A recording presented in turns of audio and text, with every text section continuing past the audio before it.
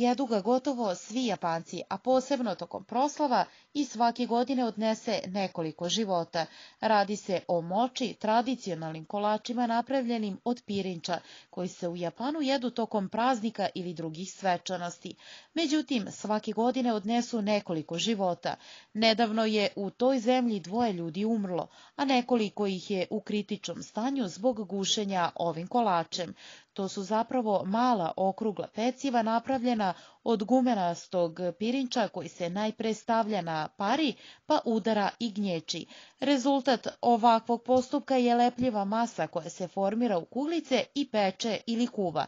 Dolazi u više varijanti, a japanske porodice za Novu godinu jedu moči koji se zagreje u supi od povrća. Opasan je zato što je vrlo lepljiv, a daleko veći od normalnog griza. Potrebno je da moči kolač dobro sažvaćete pre gutanja.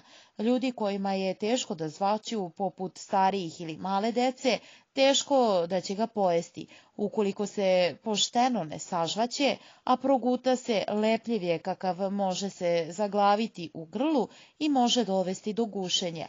Prema rečima japanskih medija, čak 90% ljudi koji su završili u bolnici zbog gušenja tokom ovog kolača stariji su od 65 godina. Japanske vlasti svake godine upozoravaju svoje građane da paze kako jedu moči, ali svake godine bude žrtava.